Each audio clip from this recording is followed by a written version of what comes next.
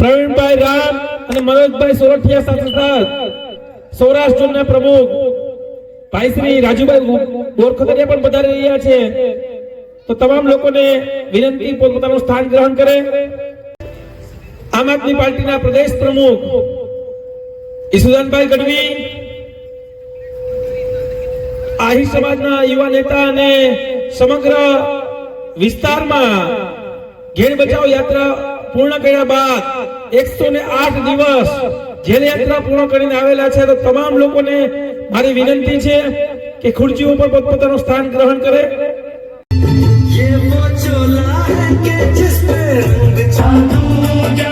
हमने तो बचपन से की थी इस चोले की पूजा।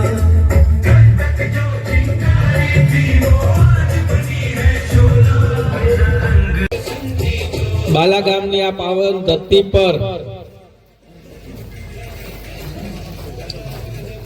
परिवर्तन लाओ किसान बचाओ यात्रा साथे आजनी मीटिंग में उपस्थित आम आदमी पार्टी प्रदेश प्रमुख ईसुदानभाई गढ़वी जी, क्रांतिकारी युवान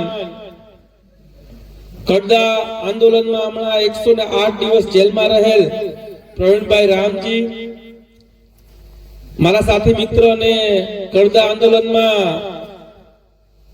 तेओ पण जेल में हता अने सौराष्ट्र झोनना प्रमुख श्री राजूभाई बोरखतरिया जी, आज जोइनिंग करेला कांग्रेस मांथी आवेला धीरुभाई,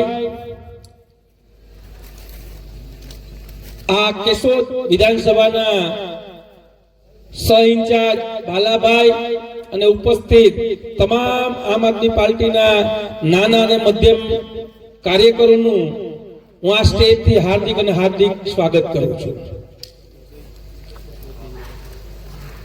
જય દાસારામ, જય દાસારામ, જય જવાન। આજની આ સભાની શરૂઆત કરતા સમગ્ર आम आदमी पार्टी नाना अने मध्यम लोकोनी पार्टी छे।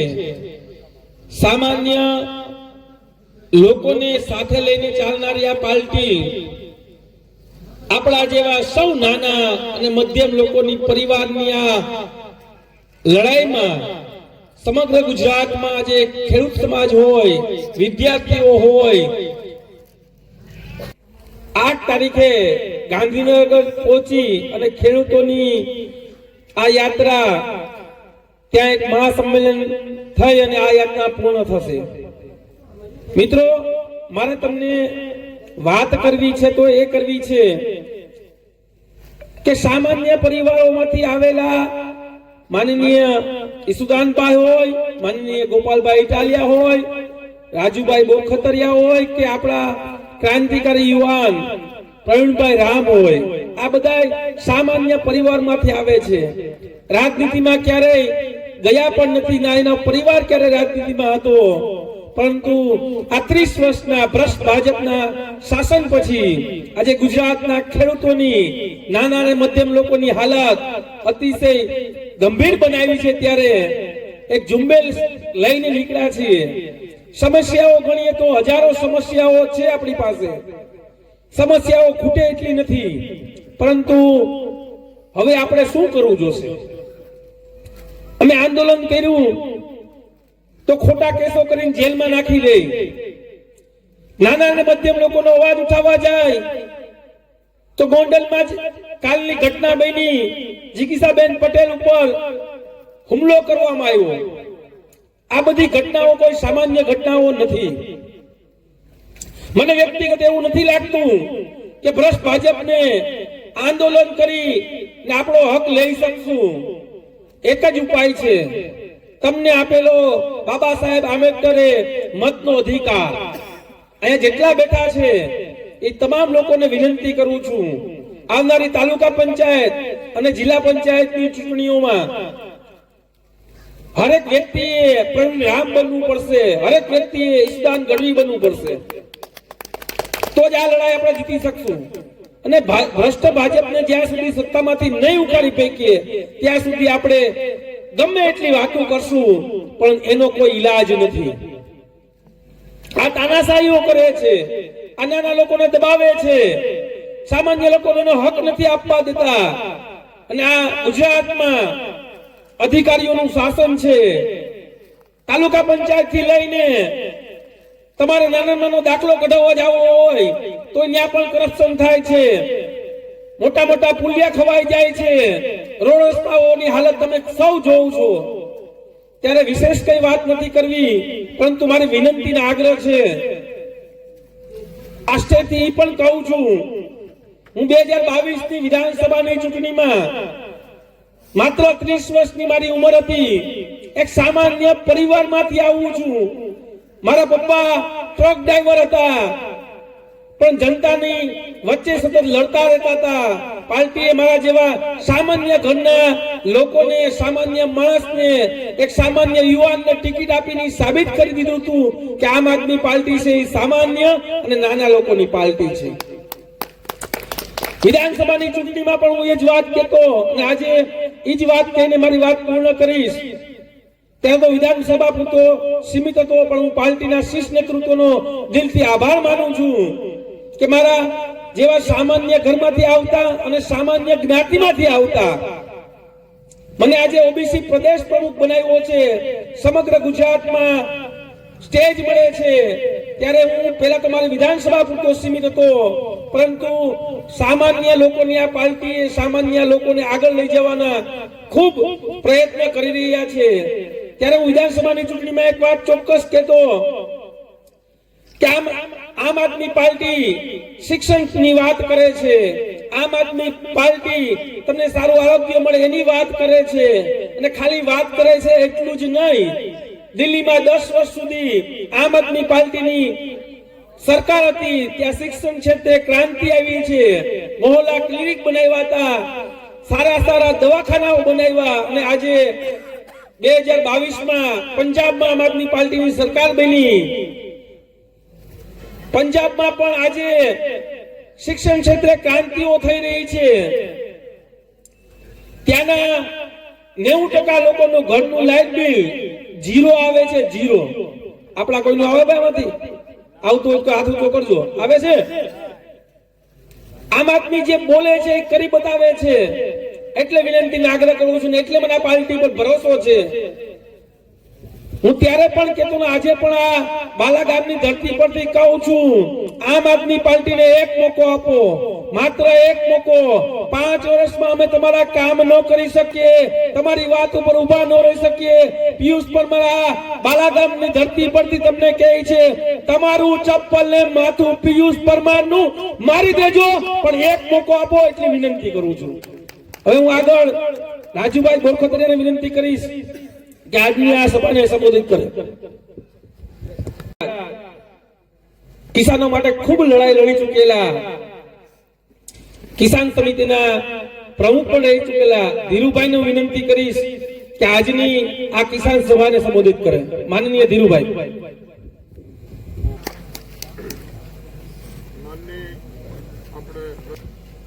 માનનીય પ્રદેશ અધ્યક્ષ શ્રી વિશ્વદાનભાઈ ગઢવી તથા આપણા ખેડૂત આગેવાન પ્રવીણભાઈ તથા રાજુભાઈ બોરખતરિયા તથા બાલાભાઈ, પિયુષભાઈ, આજે બાલાગામના લોકો કદાચ મને જાણતા હોય, કારણ કે ખેડૂત પુત્ર હિતરક્ષક સમિતિએ આપણે છેલ્લા 10 વર્ષથી હું ચલાવું છું. અને બાલાગામે એક વખત જ્યારે અમારા ગામમાં કોઈ બેંકનું કોઈ કેશિયર ઉકમણું કર્યું, ત્યારે અહીંના ખેડૂતોને લઈ અને એક પણ પાર્ટી નહોતી આવી, નહોતી કોંગ્રેસ આવી, નહોતી ભાજપ આવી, કોઈ પણ પાર્ટી નહોતી આવી. ત્યારે હું અહીં આવી બેંકમાં જઈ અને બધાનો વિચાર સાંભળી અને અહીંના ખેડૂતોને પોલીસ સ્ટેશને લઈ જઈ અને ફરિયાદ કરાવેલ.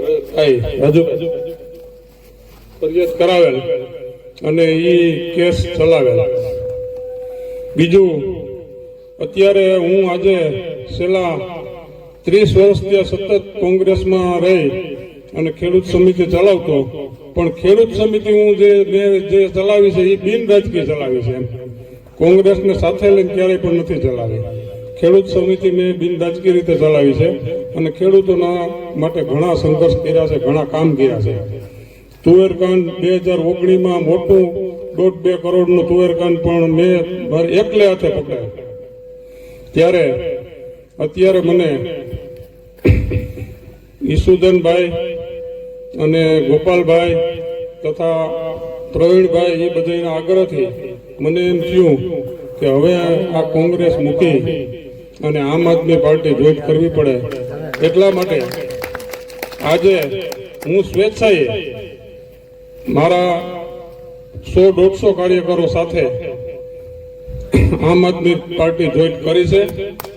અને બીજા નંબરમાં હું તમને એ પણ વાત કહું છું, છેલ્લા આવતા 2-5 દિવસોમાં તમારા ખેડ વિસ્તારમાંથી પણ મારા જે અંગત મિત્રો છે એવા 55 થી 60 લોકો કોઈ 100% હું જવાબદારીથી કહું છું કે છેલ્લા 1 અઠવાડિયાની અંદર હું આમ આદમી પાર્ટીમાં ખેડ વિસ્તારમાંથી 55 થી 60 કોંગ્રેસના કાર્યકરો જોઈન કરીશ. બીજા નંબરમાં આમ આદમી પાર્ટીનું કામ આપણે ખૂબ જોયું છે. બહુ સારી રીતે એ લોકોએ દિલ્હીમાં પણ હું તમને કોઈ કામ કર્યું છે. અત્યારે પંજાબમાં પણ આપણી સરકાર આમ આદમી પાર્ટીની ચાલુ છે, બહુ કામગીરી સારી છે. અને દિલ્હીમાં તો હવે એ અત્યારે પ્રજા છેતરાણી છે ને અત્યારે પ્રજા રોવે છે, પણ હવે જે વસ્તુ સમય ગયો છે એ તો સામનો કરવો પડે. હવે પછીની ચૂંટણીમાં જે દિલ્હીમાં છે ને પાછી આ વખતે કેજરીવાલની સરકાર 1000% આવશે, એ ગેરંટી આપું છું. બીજા નંબરમાં ગુજરાતમાં પરિસ્થિતિ અત્યારે એવી છે કે લોકો પાસે કોઈ વિકલ્પ નથી. લોકો પાસે એક જ વિકલ્પ છે અત્યારે, આમ આદમી પાર્ટી. આમ આદમી પાર્ટી સિવાય હવે લોકો પાસે કોઈ વિકલ્પ નથી રહ્યો, કારણ કે કોંગ્રેસ પૂરી થઈ ગઈ છે. કોંગ્રેસ પાસે અત્યારે ક્યાંય કાર્યકરો રહ્યા નથી, વેર વિખેર થઈ ગઈ છે, કોઈનો કોઈ ભરોસો કરતું નથી. એટલા માટે કંટાળી અને અમારે જો હું તમને કહું અત્યારે મારી 62 વર્ષની ઉંમર છે, 62 વર્ષે મારે જો કોંગ્રેસ છોડવી પડતી હોય તો ક્યારે છોડવી પડે? 30-30 વર્ષ કોંગ્રેસનું કામ કર્યું, દિલ દઈને કર્યું છે, કોઈ સાંભળવાવાળું નથી. અને કોઈને હું તમને કહું નેતાગીરી કોઈ કઈ સાંભળતું નથી, કોઈ કઈ કરતું નથી, તો શું કરવું? એટલા માટે મેં કોંગ્રેસ છોડી છે. અને આ એક પાર્ટી મને એવી લાગી છે કે આમાં આ દેશને અને ગુજરાતને આ પાર્ટી કદાચ આજે 30-30 વર્ષનું ભ્રષ્ટ શાસન છે ભાજપને. ભ્રષ્ટાચાર એટલે દુનિયામાં ક્યાંય ભ્રષ્ટાચાર નહીં થયો એટલો ભ્રષ્ટાચાર 30 વર્ષમાં ભાજપ પાર્ટીએ કર્યો છે. ભાજપ પાર્ટીને પણ કોઈ રોકવાવાળું નથી. અને હું તમને કહું, તમે બહાર નીકળો અને જો તમે જરી કઈ એના સામે હવરું બોલો ને હવરું કરો એટલે તમને જેલમાં નાખી દે. પણ જેલમાં નાખી દેવામાં તો અમે એના પ્રવીણભાઈ તો છે ને, અમે તો આયરના દીકરા છીએ, અમારો જન્મ જ જેલમાં થયો છે અમારો કુળનો. અમારે કઈ જેલથી બીવાનું કઈ હોય એને એમ તો આમંત્રણ આપ્યું કે આવી જાવ ને તમને મજા આવે, તમારો અમને પકડવાય નો ફોન કરજો એટલે અમે હાજર થઈ જાવ. એટલી તો હું તમને કહું, અમે એની પાસે એ રીતે કોઈ પીછેહટ કરવા વાળા અમે માણસો નથી એમ. એટલે કોઈ મૂંઝાવાની જરૂર નથી. આ લોકોનો તો અત્યારે એક જ કામ છે, બોયલો નથી ગાયલો નથી, બોયલો નથી ગાયલો નથી. કોઈ વાંધો નહીં, તમતાર મજા આવે ને ભાઈ તો એ તમતાર તમારે આવતું જ રહેવાનું, ફોન જ કરી દેવાનું, તમે ધક્કોય ન ખાતા અમે હાજર થઈ જાવ. એટલે એ કઈ ઉપાધિ કરવાની છે નહીં. અને આ ગામમાં જો મેં જે પોલીસ સ્ટેશને લઈ ગયો તો કદાચ કોઈને ખબર હોય અને એમાં કઈ પરિણામ મળ્યું હોય તો મને કહેજો કે ભાઈ આમાં અમને પરિણામ મળ્યું તો કોઈ કેશિયર અહીં મોટું ઉઠામણું કર્યું હતું ત્યારે, અને નાના માણસોના ઝાઝા પૈસા થઈ ગયો. બીજા નંબરમાં બાલાગામ સીટમાં જો આ વખતે તમને કહું, તમે બધા ધ્યાન રાખી અને આ વખતે જો બધા સાથે રહી અને મહેનત કરીને આ જે પબ્લિક છે અને આ તમારો જે ઉત્સાહ છે એ જોતા એમ થાય છે કે તમે જો બાલાગામના લોકો આ વખતે આમાં થોડુંક ધ્યાન આપો ને તો આ વખતે આપણને તાલુકા પંચાયત, જિલ્લા પંચાયતમાં 100% પરિણામ મળશે. 100% પરિણામ મળશે.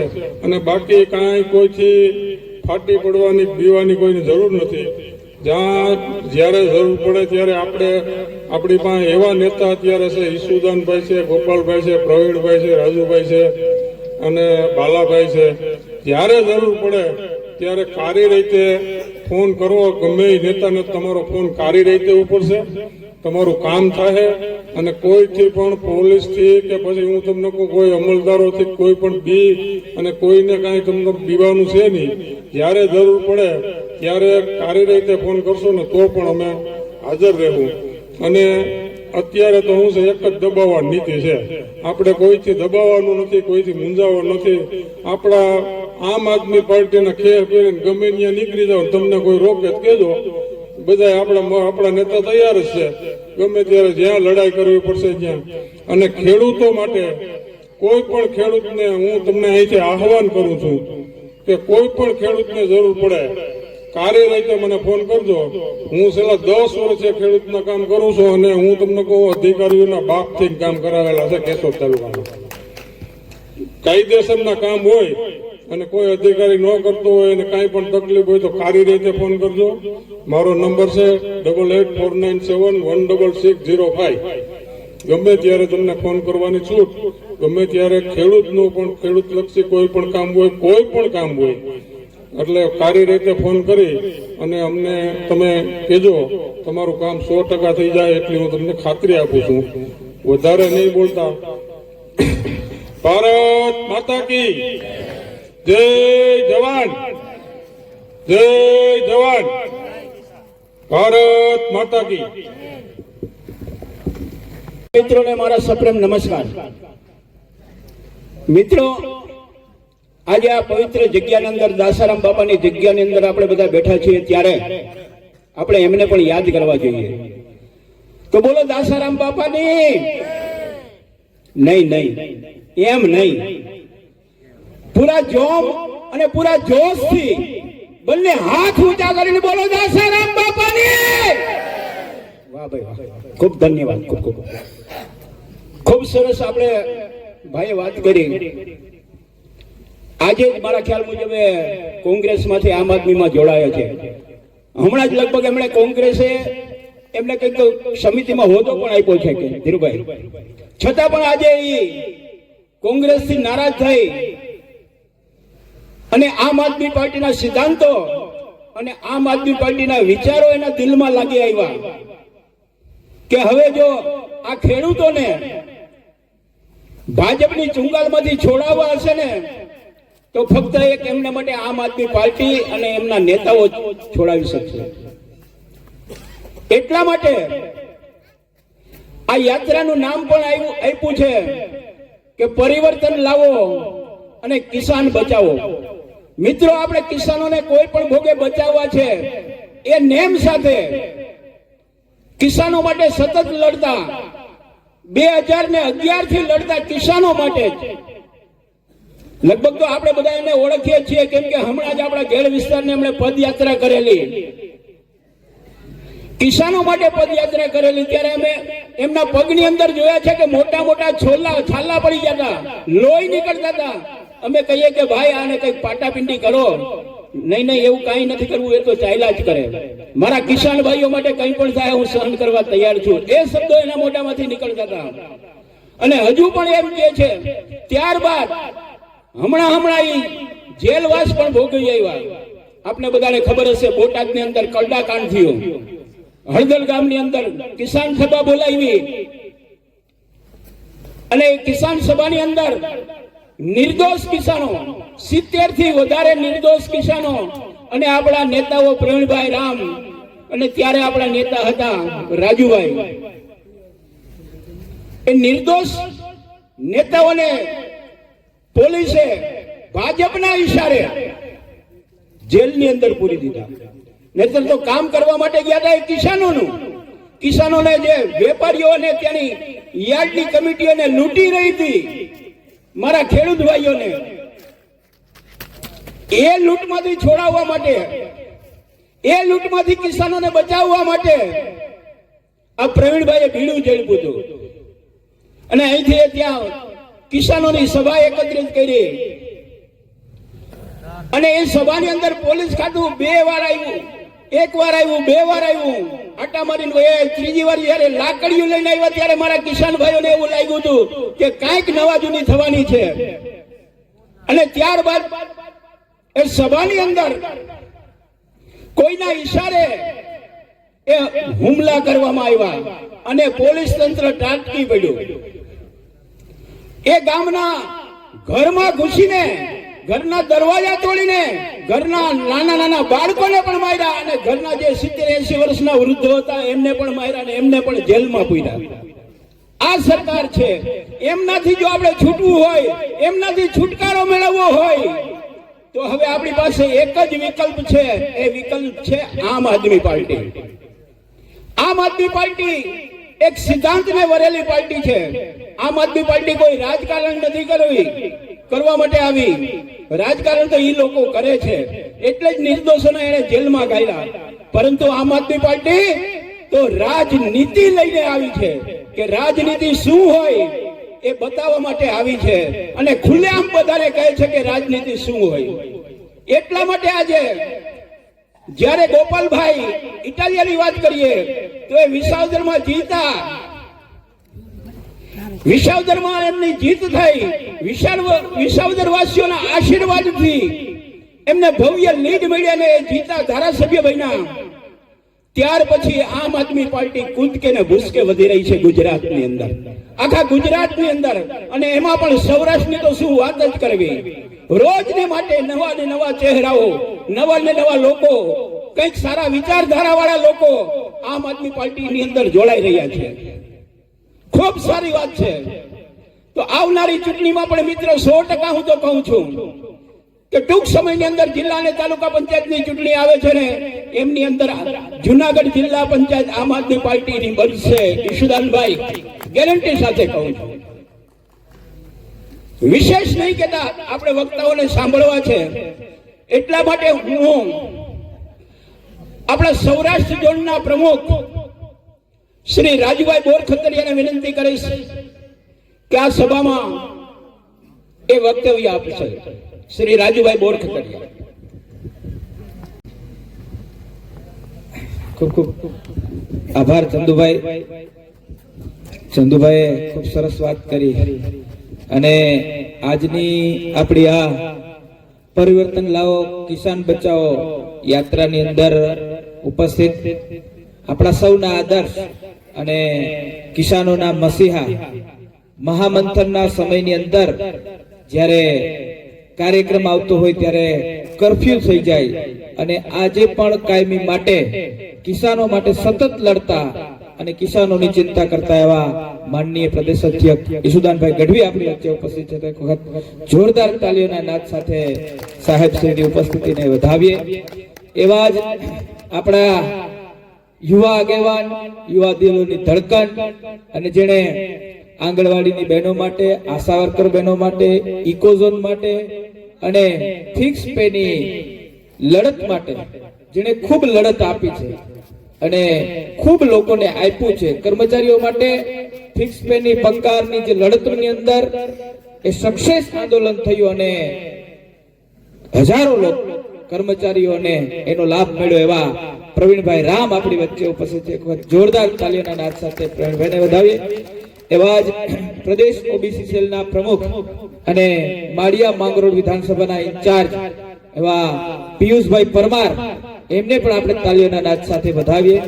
એવા જ હમણાં આપણે જેમને સાંભળ્યા એવા ભાઈ અમારે ચંદુભાઈ ઘોડાસરા જિલ્લાના મહામંત્રી છે અને ખૂબ સારું એવું કામ કરે છે.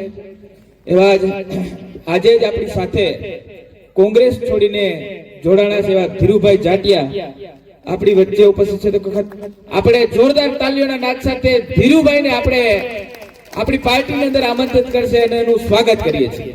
ધીરુભાઈએ ખૂબ ઘણી બધી વાત કરી કે ભાઈ હું આજે કેમ જોડાણો, મારી ઈચ્છા કેમ થઈ કે હવે બીજે ક્યાંય ફાફા મારવાની જરૂર નથી, આમ આદમી પાર્ટીને પકડી લ્યો. એક સારો પક્ષ છે, એક પ્રામાણિક પક્ષ છે, એક ઈમાનદાર પક્ષ છે અને લોકો માટે લડનારા નેતાઓ જે પક્ષની અંદર છે એ પક્ષની અંદર જોડાવું છે. એવો જયારે વિચાર કરવાની વાત આવી, એવું જયારે એમને મનમાં આવ્યું કે હવે કંઈક વિકાસ કરવો હોય, કંઈક પ્રગતિ કરવી હોય, દેશ માટે, ગુજરાત માટે કંઈક જો સારું કામ કરવું હોય તો આમ આદમી પાર્ટીમાં જોડાવવું પડશે. અને એ જ નિર્ણયથી આજે આપણી સાથે જોડાણા છે, આપણા પરિવાર સાથે જોડાણા છે, પરિવારમાં વિકાસ થયો છે, પરિવાર મોટો થયો છે. ત્યારે ધીરુભાઈ, આપને હું હૃદયથી આવકારું છું. આપ સતત ને સતત આપને જે એક હળવી શૈલીની અંદર તમે જે વાત કરી એ દર્શાવે છે કે ખરેખર ખેડૂતો માટે, કિસાનો માટે આપ કામ કરતા રહ્યા છો. અને એનાથી પણ વધુ પ્લેટફોર્મ આજે તમને આમ આદમી પાર્ટીને મળ્યું છે. એટલે શુભકામના આપું છું કે આપ આમ આદમી પાર્ટીની જે પરિવર્તનની લડાઈ છે, આમ આદમી પાર્ટીની પ્રામાણિકતાની લડાઈ છે, ખેડૂતો માટેની લડાઈ છે, આ લડાઈમાં સાથ અને સહકાર આપો. આજે આ સભાની અંદર મારે વિશેષ વાત એ કરવી છે કે માનનીય પ્રદેશ અધ્યક્ષ ઈસુદાનભાઈ ગઢવી, પ્રવીણભાઈ રામ અને મનોજભાઈ મહાદેવના સાનિધ્યમાંથી સોમનાથથી કાલે આ યાત્રાનો પ્રારંભ કર્યો છે. આ યાત્રા સોમનાથથી પ્રારંભ થઈ ગાંધીનગર ખાતે 8 તારીખે સમાપન થવાનું છે. આ યાત્રાનો મુખ્ય ઉદ્દેશ્ય ખેડૂતોની અંદર જાગૃતિ આવે, ખેડૂતોના જે પ્રશ્નો છે એ ખેડૂતોના પ્રશ્નને લઈ ગાંધીનગર સુધી પહોંચાડવાની મુહિમ છે. દરેક જગ્યાએ ખેડૂતોની સાથે સવારથી જ સંવાદ શરૂ થઈ જાય છે. લોકો, અઢળક લોકો ઈસુદાનભાઈને, પ્રવીણભાઈને, મનોજભાઈને મળવા આવે છે. લોકોના પ્રશ્ન ઘણા લોકોના છે કે અમે સામે આવીને કહી શકતા નથી, અમે તમને ખાનગીમાં કહીએ છીએ, અમારું ધ્યાન રાખજો. એવા લોકો પણ આવે છે ઈસુદાનભાઈ પાસે, પ્રવીણભાઈ પાસે, મનોજભાઈ પાસે. અને આ આખી યાત્રાનો મુખ્ય ઉદ્દેશ્ય એ ખેડૂતોની જે પીડા છે, ખેડૂતોની જે વેદના છે, એ વેદનાને વાચા આપવા અને ગાંધીનગર સુધી પહોંચાડવાનો છે. આપણે જોયું કે જ્યારે પ્રવીણભાઈ રામે 14 દિવસ માટેની ઘેડ યાત્રા કરી ત્યારે પિયુષભાઈ એમને યાદ આવી ગયું, વિધાનસભાના માધ્યમથી બધા પેકેજો જાહેર કરવા માંડ્યા અને આટલા કરોડ અમે ફાળવીએ છીએ, આટલા કરોડ ફાળવીએ છીએ. પ્રવીણભાઈની યાત્રા હાલતી ત્યારે તમને પાસે બધું બજેટ આવી ગયું હતું, કરોડ આવી ગયા હતા. હવે ખેડૂતો ક્યાં તમે ભૂલી ગયા? એના એ જ ખેડૂતો છે ને એનું એ જ ઘેડ છે. ખેડ બચાવવા માટે યાત્રા કરવા માટે ગયા હતા ત્યારે મુદ્દાને ડાયવર્ટ કરવા માટે, મીડિયાને ને માણસને ગેરમાર્ગે દોરવા માટે ખૂબ વાદા વચનો આપ્યા, ખોટી વાતો કરી, પણ ક્યાંય 1% પણ કાંઈ હજી સુધી ઇમ્પ્રુવમેન્ટ થયું હોય આપણે જોવા નથી થયું. હે ભાઈ, કઈ દેખાડો તમને? એ ખોખલા વચનો છે, ખોટી વાતો છે. અને ફાકા ફોજદારી અને કોઈ પણ સારા માર્ગે માટે જતા હોય, સદમાર્ગે કોઈ વ્યક્તિ જતા હોય તો એને કેમ રોકી શકાય અને આપણા રોટલા કેમ શેકી શકાય, આના સિવાય ભાજપ પાસે કઈ ધંધો છે જ નહીં. એના સિવાય એની પાસે કોઈ ઓપ્શન જ નથી. આપણને બધાને કોઈ બીજી વાતમાં ઉલઝાવી રાખી અને પોતાનું રાજકારણ કેમ સારી રીતે હાલે, અંગ્રેજોની જેમ ભાગલા પાડો, રાજ્ય કરો, આના સિવાય વિશેષ એની પાસે કોઈ એજન્ડા નથી. આમ આદમી પાર્ટી એ શિક્ષણની વાત કરે છે, આમ આદમી પાર્ટી એ આરોગ્યની વાત કરે છે, આમ આદમી પાર્ટી એ રોજગારીની વાત કરે છે, આમ આદમી પાર્ટી એ મહિલાઓના વિકાસ માટેની વાત કરે છે. એને આ 30 વર્ષની અંદર તમે ક્યાંય જોયું હોય કયો રોજગારી ને વિકાસ ને બધું કર્યું એને, પણ પોતાના કાર્યકર્તાઓ, પોતાના હોદ્દેદારો એના માટે કર્યું છે. આપણે તો અહીંયા વિશેષ વાત એ કરવા આવ્યા છે કે ખેડૂતોની ચિંતા લઈ અને આપણે જોયું કે ઈસુદાનભાઈ ગઢવી જ્યારે મહામંથનની અંદર હતા ત્યારે મહામંથનમાં ખૂબ પ્રશ્નો ઉઠાયા. ઈસુદાનભાઈ પાસે મિનિસ્ટરો, મુખ્યમંત્રી સુધીના વ્યક્તિઓ સાહેબ પાસે આવીને સલાહ લેતા. આજે પણ એને કોઈ પણ એવો પ્રશ્ન હોય ત્યારે સાહેબની સલાહ લેવી પડે.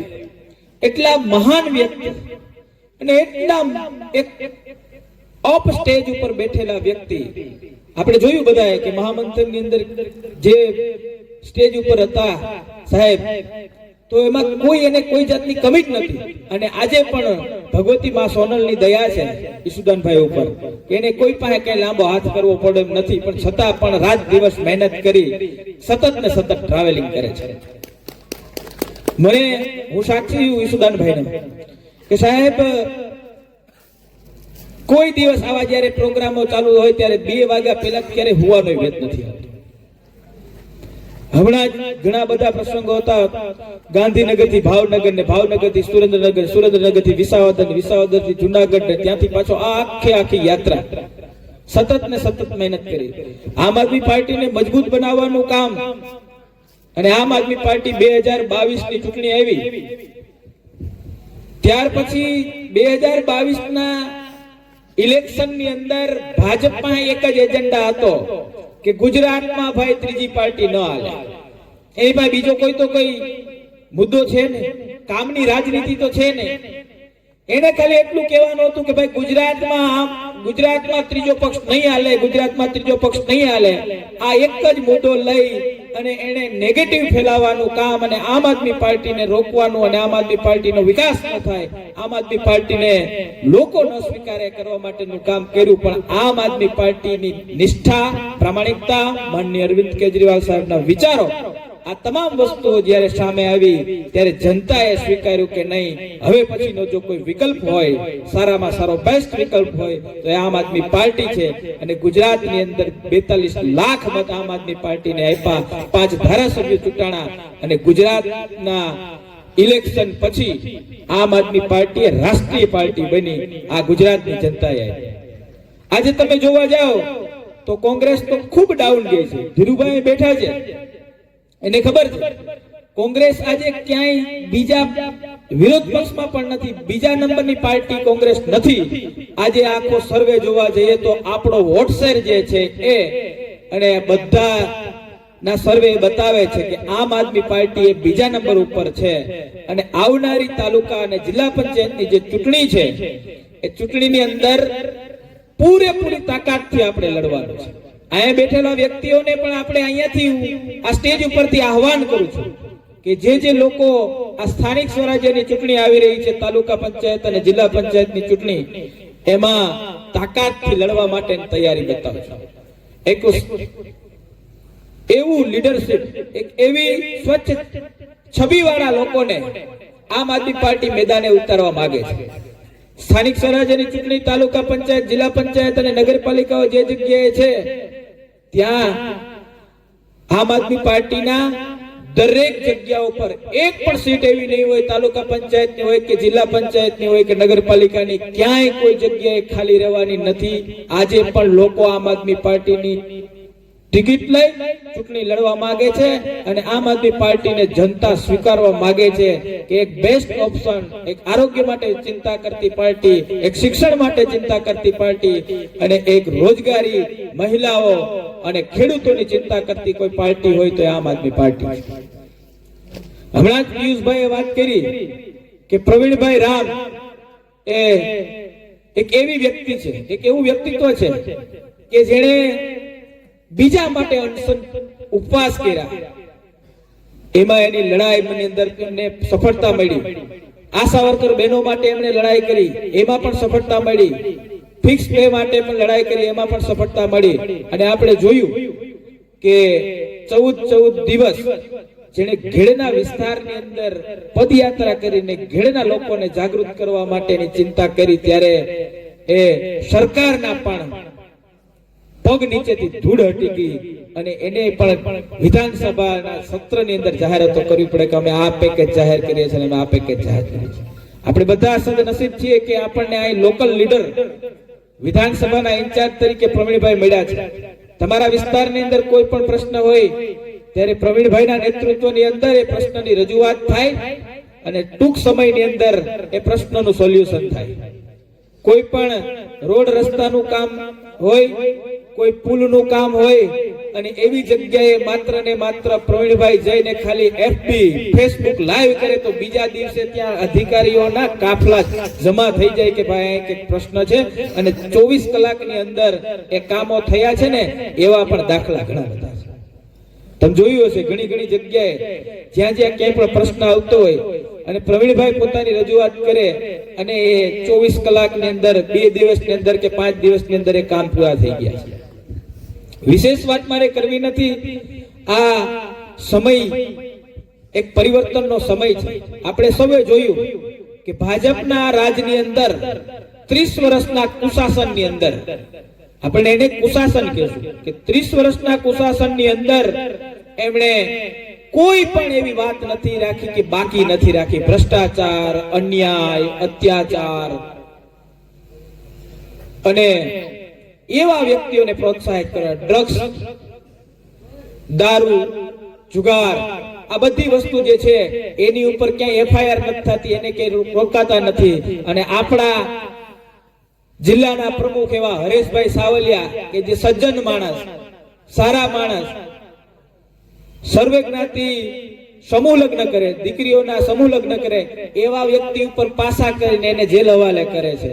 અને જે દારૂ વેચે છે, બુટલેગરો છે, જેની ઉપર ઢગલાબંધ કેસો છે, ડઝનો કેસ છે, એની ઉપર પાસા નહીં, એને કે ધરપકડ પણ નથી કરવામાં આવતી. આવું એમનું શાસન છે કે જે એ કેવું કે જ્યાં એમના ફાયદાની વાત હોય, ચાહે બુટલેગર હોય, દારૂ વેચતો હોય, ડ્રગ્સ વેચતો હોય, કોઈ પણ વેચતો હોય, પણ એને 2 પૈસા મળતા હોય તો હાલવા દો. બાકી અહીંયા પ્રામાણિક માણસો, ખેડૂતો માટે લડતા, ખેડૂતોના હક માટે લડતા, અવાજ ઉઠાવતા વ્યક્તિને જેલમાં પૂરો, એને મારો અને આપણી સામે ન બોલે એવી એક એની એવી કુબુદ્ધિ એને કાયમી માટે આ જ ઝૂકતી આવી છે.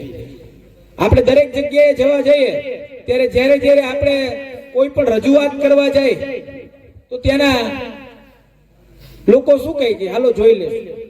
આજે ભાજપના રાજની અંદર ક્યાંક ને ક્યાંક ભ્રષ્ટાચાર એટલી હદે વધ્યો છે ને તો અધિકારીઓ બેબાક બની ગયા છે. આવા સમયે આપણે એ વસ્તુને જોવાની છે કે પાર્ટીને મજબૂત બનાવીએ. અહીંયા બેઠેલા તમામ લોકો પાર્ટીનું જે ડોર ટુ ડોર અભિયાન ચાલી રહ્યું છે એને પણ વધારે મજબૂત બનાવીએ અને લોકો સુધી પહોંચવાનો પ્રયત્ન કરીએ અને આવનારી ચૂંટણીની અંદર ભાજપને જડબાતોડ જવાબ આપીએ અને આવનારા 2027ની વિધાનસભાની ચૂંટણી માટેનો પ્લેટફોર્મ તૈયાર કરીએ. આટલી જ વાત સાથે હું મારી વાતને પૂરી કરું છું અને વિશેષ સમય ન લેતા હું પ્રવીણભાઈ રામને જ વિનંતી કરીશ કે સભાને સંબોધિત કરશે. જય જવાન, જય જવાન. પબ્લિક હવે શીખી ગઈ. પેલા પબ્લિક ભેગી થઈ જતી, નેતા 1.5 કલાક મોડા આવતા, હવે નેતા આવી જાય પબ્લિક 1.5 કલાક મોડી આવે છે. હજી પબ્લિક આવી રહી છે એટલે ખબર પડી ગઈ કે થોડું મોડું જ આવવાનું છે. એટલે હજી પણ મિત્રો આવી રહ્યા છે અને તમામ જે કે પણ મિત્રો ઉપસ્થિત થયા આજની આ બાલાગામ ખાતેની સભાની અંદર તમામને આવકારું છું, તમામનો આભાર માનું છું. આમ તો તમારી વચ્ચે ઘેડમાં પદયાત્રા કાઢ્યા પછી એક 108 દિવસની જેલ યાત્રા કરીને આવ્યો છું. થોડીક લાંબી યાત્રા થઈ. અહીંયા 14 દિવસની પદયાત્રા કરી, એમાં પગમાં પીડા પડી અને એ પછી 108 દિવસની ગુજરાતના ખેડૂતો માટે જેલની યાત્રા કરી. એમાં ઘણી બધી પીડાઓ પડી પણ એ પીડાથી મને કોઈ ફેર પડ્યો નથી. આજે આ બાલાગામની ધરતીની અંદર જે ખેડૂતો માટેની યાત્રા તમારી વચ્ચે અહીંયા ઉપસ્થિત થઈ છે ત્યારે આ યાત્રાની અંદર ખેડૂતોના મસીહા અને ખેડૂતો માટે હર હંમેશ જેમણે અવાજ ઉઠાવ્યો છે, મહામંથનના માધ્યમથી સમગ્ર ગુજરાતના ખેડૂતોનું એક આશાનું કિરણ એવા માનનીય ઈશુદાનભાઈ ગઢવી આપણી વચ્ચે ઉપસ્થિત છે ત્યારે માનનીય ઈશુદાનભાઈ ગઢવીને તાળીઓના ગડગડાટથી વધાવીએ. સાથે સાથે સૌરાષ્ટ્ર ઝોનના અધ્યક્ષ અને પાર્ટીમાં સક્રિય એવા અને આ કડદા પ્રકરણની અંદર અમારી સાથે જેમણે જેલવાસ ભોગવો એવા રાજુભાઈ બોરખતરિયા, બાજુની વિધાનસભા માળિયાની અંદર જે પૂરી તાકાતથી લડાઈ લડે છે લોકો માટે અવાજ ઉઠાવે છે અને એમણે પણ અમારી સાથે ખેડૂતો માટે જેલવાસ ભોગવ્યો છે એવા પિયુષભાઈ પરમારને પણ તાળીઓના ગડગડાટથી વધાવીએ. સાથે સાથે આપણી વચ્ચે આજે કોંગ્રેસમાંથી આમ આદમી પાર્ટીમાં આજે જ જોઈનિંગ કર્યું છે. આજે પહેલો જ દિવસ છે અને પહેલા જ દિવસે આજે સભાની અંદર આપણી વચ્ચે ઉપસ્થિત છે અને જેમણે આ વિસ્તારની અંદર કેશોદની અંદર 2016, 2015 અને કદાચ એના આગળના વર્ષોથી કેશોદના ખેડૂતો માટે કાયમી અવાજ ઉઠાવ્યો છે અને ખેડૂત હિત રક્ષક સમિતિના જે પ્રમુખ છે એવા ધીરુભાઈ જાટિયાને પણ આપણે આજે એમને પોતે આ પાર્ટીમાં પ્રવેશ કર્યો છે કોંગ્રેસમાંથી, તો એમનો આપણે આવકારીએ છીએ. એવા જ આ વિધાનસભાના સહપ્રભારી અને જેમણે ખૂબ આ પાર્ટીની અંદર મહેનત કરી છે, ઘણા વર્ષોથી પાર્ટીમાં નિષ્પક્ષ અને ખૂબ સારી રીતે કામ કરી રહ્યા છે એવા બાલાભાઈ કાનગઢને પણ આપણે આવકારીએ છીએ. સાથે સાથે અમારે મેસવાણ સીટમાંથી ચંદુભાઈ હોય કે અન્ય તમામ મહાનુભાવો હોય અને સામે જેટલા પણ છે, આમાં અમારા ઘણા બધા આગેવાન તો સામે બેઠા હોય છે, એની જગ્યા અહીંયા છે પણ એ સામે બેઠા છે. અમે આગળ હેઠા ઉતરશું તો ખબર પડશે કે લે તમે અહીંયા હતા. પણ આ જ મજા છે આમ આદમી પાર્ટીની. ઘણા આગેવાનો એવા હશે જેને અહીં બેહાડવાના હશે પણ એ હશે છેલ્લે વ્યવસ્થામાં, તો એને બધા તાળીઓના ગડગડાટથી વધાવીએ કારણ કે એનું મોટું યોગદાન છે સાહેબ. તો મહત્વની ચર્ચા અને મહત્વની વાત, અને એના હવે બધાને તો યાદ કર્યા પણ એક વ્યક્તિને ખાસ યાદ કરવો પડે કે જેમણે આ સભાની અંદર ખૂબ મહેનત કરી છે અને ભૂતકાળમાં પણ બાલા ગામમાં જ્યારે પણ સભાઓ થઈ, જ્યારે એમણે પોતાના ખંભા ઉપર પૂરેપૂરો વજન લઈને આખો વજન માથે લીધો છે એવા રમેશ ભેડાને તમામ મિત્રો તાળીઓના ગડગડાટથી વધાવીએ. અમારે મનીષભાઈ છે, એભાભાઈ છે, મેં કીધું ને ઘણા બધા એવા મિત્રો છે કે સામે બેઠા હશે એટલે આમાં મોટા દેખાય ખબર પડે. ચંદવાણાથી ટીમ આવી છે, બીજા બધા અખોદરથી ટીમ આવી છે, ઘોડાદરથી આવી છે, ઓસાથી આવી છે, તમામ જગ્યાએથી, પાથરોડથી આવ્યા છે, ફરોડથી આવ્યા છે, બીજા બધા ગામડાઓમાંથી તમામ લોકો આવ્યા છે. તમામ લોકોને આવકારું છું. અને આમ તો 108 દિવસ જેલ બાદ મને ઈચ્છા હતી કે મારે તમને મળવું છે, ગામડાઓમાં આવવું હતું. આ તો હવે ઠીક છે સભા, આ તો કાયમી કેસટો વાગે છે, મારે તો તમારી વચ્ચે ગામડામાં તમારા ઘેરે આવવું હતું ચા પીવા, પણ હવે સમય નથી રહેતો. જેલની યાત્રા પૂરી થઈ ત્યાં નવી યાત્રા શરૂ થઈ ગઈ છે ખેડૂતો માટે. પણ જ્યારે ચોક્કસથી સમય મળશે ત્યારે તમારા ગામની વચ્ચે આવીશ, ગામના લોકોને મળવા આવીશ.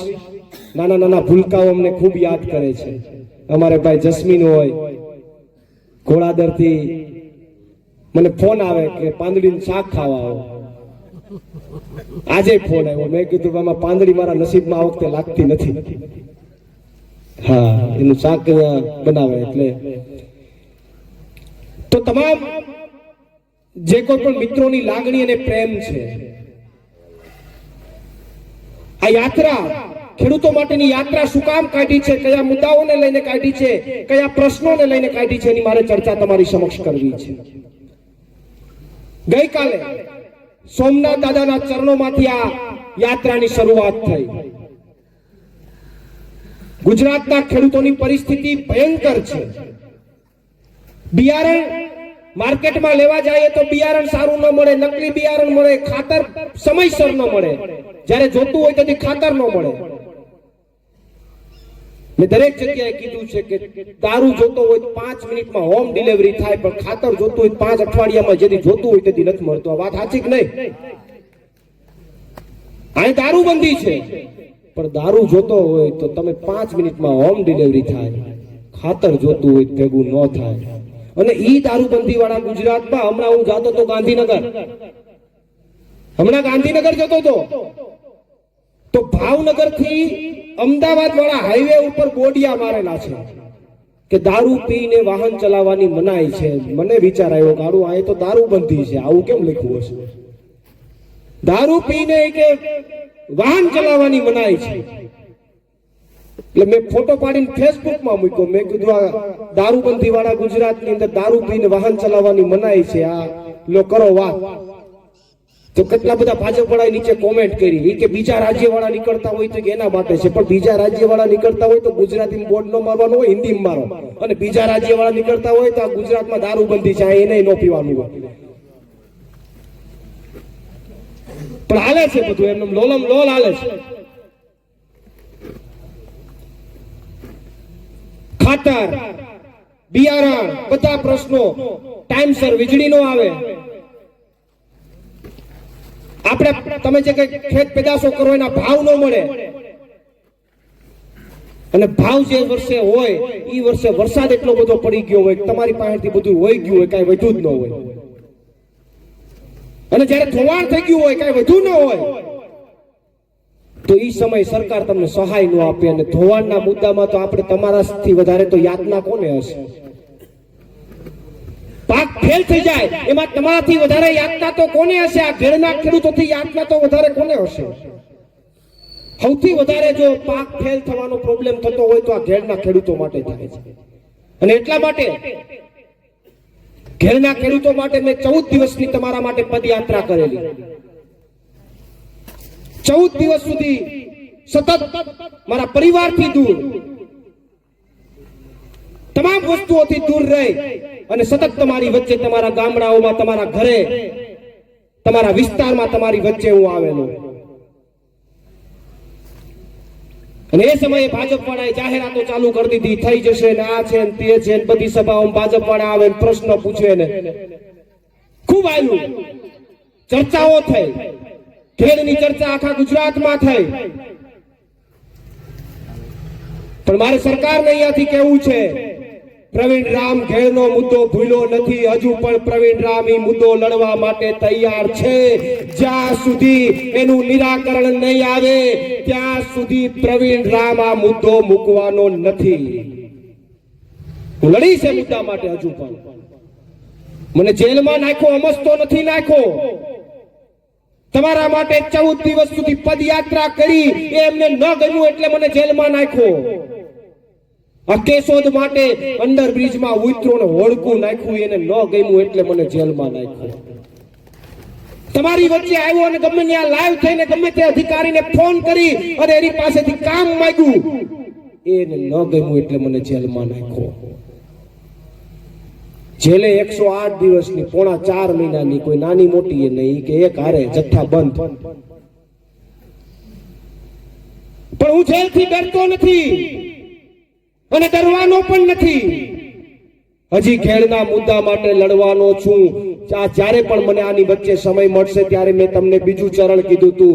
બીજા ચરણની અંદર ખેડની નદીઓની અંદર હું આવવાનો છું. હું જ્યાં ખરાબ થયું છે, જ્યાં ખોટું થયું છે, ત્યાં ડંકાની ચોટ ઉપર લાઈવ કરીને ગુજરાતને બતાવવાનો છું કે આ શું કરી રહ્યા છે. એ મુદ્દાને હું મૂકવાનો નથી. ગોકળ ગતિએ કામ ચાલે છે, સમાચાર મળ્યા છે.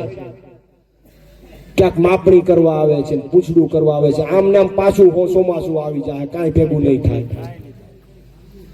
અને નદીને ઊંડીને પોળી કરવી હોય તો આમથી ઉપાડો. ત્યારે કહેતો તો, આજે કહું છું, આમથી ન થાય, આમથી ઉપાડો. અને જો મુદ્દાનું નિરાકરણ ન કર્યું તો ભાજપ વાળાને કહું છું, તમને એમ હોય કે અમે કાઢી લેશું મત, તો યાદ રાખજો, આ પ્રવીણ રામના આ ખોડિયામાં જ્યાં સુધી પ્રાણ છે ત્યાં સુધી કદાચ ઘર ઘર સુધી જવું પડે તોય હું જઈશ. આવનારા સમયમાં ઉભા રસ્તે નો ચડાવું તો મને યાદ રાખજો. મુદ્દાનું નિરાકરણ, મારો સ્વભાવ થોડો જિદ્દી છે, જે પકડી લઉં છું, મૂકતો નથી. એ મુદ્દામાં હું આવનારા દિવસોમાં પણ લડીશ, આવનારા દિવસોમાં પણ અવાજ ઉઠાવીશ. અને આ જ રીતે ગોકળ ગતિએ કામ થયું તો 7 વર્ષે પૂરું ન થાય. એટલે કરવું હોય તો સારી રીતે, વહેલી રીતે કરો, બાકી પછી લડીએ. બીજું તો શું? હળદર જાતો હતો જ્યારે હું, ત્યારે આ ભાઈ જસ્મીન નો ફોન આવ્યો. મને કે નાનો બાળક છે, મને ફોન આવ્યો. મને કે પ્રવીણભાઈ, ઓલું હળદરમાં ખેડૂતોનું થયું છે, ત્યાં જવાના? મેં કીધું હા. મને કે પણ ત્યાં તો મોરે મોરો લાગી ગયો છો. હવે ગયા અમે મોરે મોરો માર્યો, ગયા સીધા 108 દિવસ.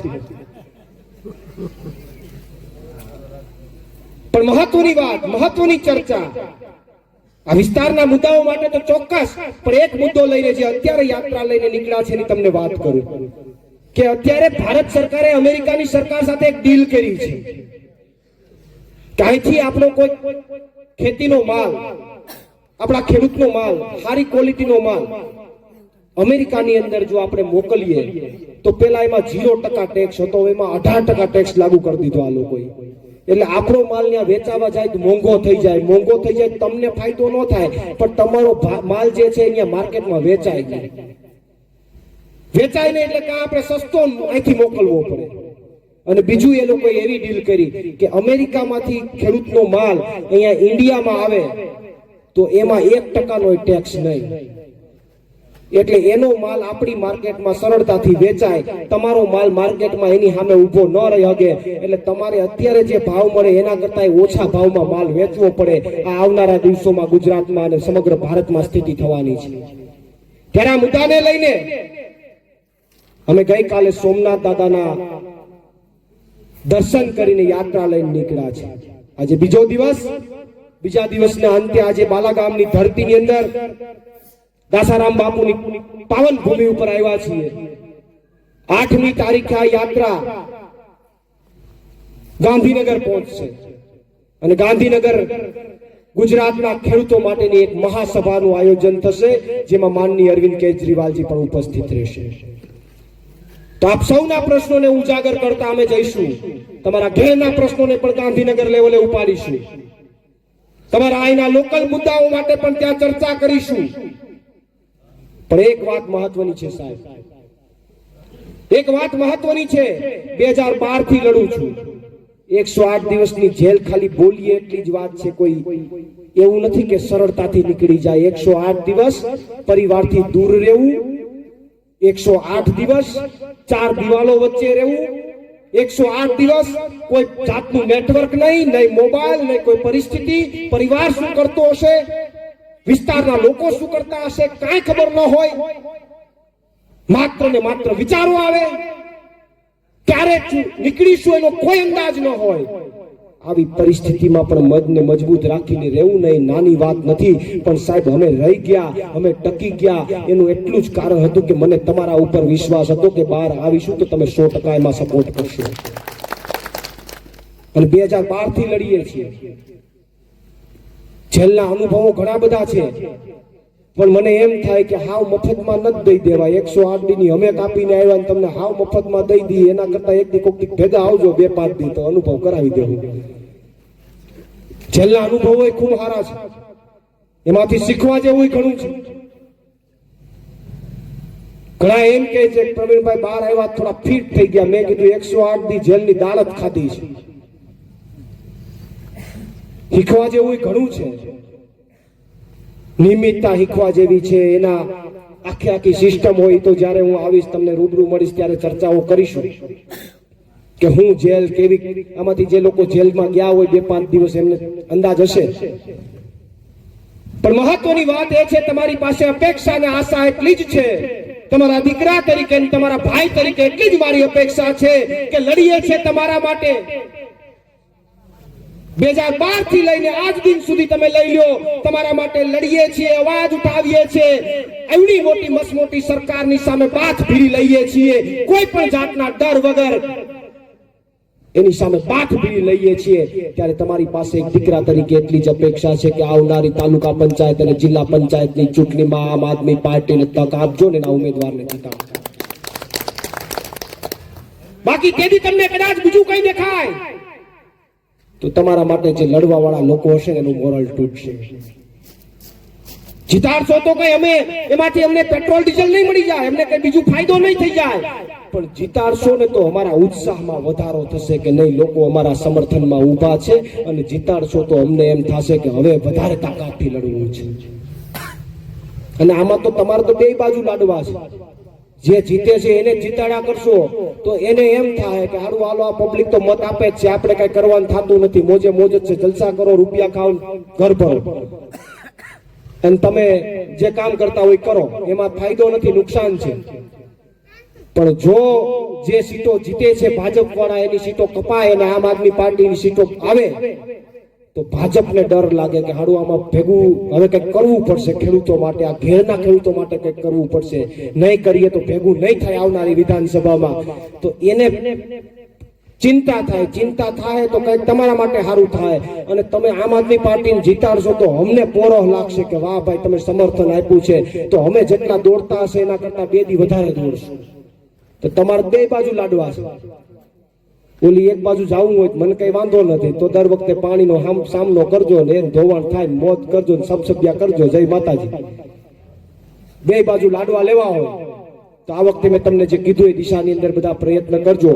વિશેષ ચર્ચા નથી કરતો, આપણે ઈશુદાનભાઈને સાંભળવા છે, પણ એક વાત આપણે ચોક્કસ કહીને જાઉં છું કે આ યાત્રાની અંદર 108 દિવસની યાત્રા બાદ હું આ યાત્રાના માધ્યમથી ગુજરાતના ખેડૂતોની વચ્ચે જઈ રહ્યો છું, એનો મને આનંદ છે. આખા ગુજરાતના ખેડૂતોની વચ્ચે જઈશ અને આજે હું તમારી વચ્ચે પણ આવ્યો છું. 108 દિવસ દરમિયાન તમે બધાએ પરિવારની જેમ મને પ્રેમ આપ્યો છે, મારી ચિંતા કરી છે, પૂછ્યું છે કે ક્યારે છૂટશે, તમને ચિંતા હતી, એ બદલ પણ હું તમારો બધાનો આભાર માનું છું.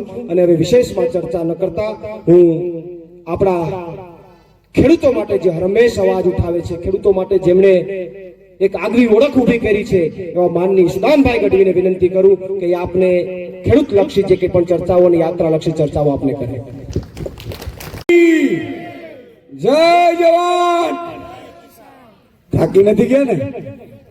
હે જમીન આવ્યા છે બાકી છે? થોડું વધારો આમાં ખેંચાઈ રહ્યા નહીં તો મારે રોજની 4-5 સભા થાય છે. મિત્રો આજે બાલાગામમાં માન્ય પ્રવીણભાઈ રામની આગેવાનીમાં જે યાત્રા ચાલુ થઈ છે, પરિવર્તન લાવો કિસાન બચાવો, બહુ સમજવા જેવી આ યાત્રાનો શબ્દ છે. તમે ખૂબ રજૂઆત કરી લીધી હશે. તમે જો અત્યારે અમે જતા હોઈએ રસ્તામાં એટલે લોકો તરત જ ઉભા રાખીને કે ઈશુદાનભાઈ ભાવ નથી મળતા, બીજું કે અહીંયા ડેમ નથી બનતું ધીરુભાઈ, ત્રીજો એમ કે અહીંયા એપીએમસી માં કડદો થાય છે, ચોથો એમ કે ટેકાના ભાવે મગફળી ખરીદતા નથી, પાંચમો એમ કે થાંભલા બેફામ નાખે છે, છઠ્ઠો એમ કે રસ્તા બનતા નથી. મિત્રો આ બધી સમસ્યાઓ છે એ અમને ખબર છે, પણ સમસ્યાનો ઈલાજ શું છે કોઈને ખબર છે? શું છે ઈલાજ? ભાજપ ભગાડો ને ગુજરાત બચાવવા, આ ઈલાજ છે. ને એટલા માટે પરિવર્તન કીધું છે.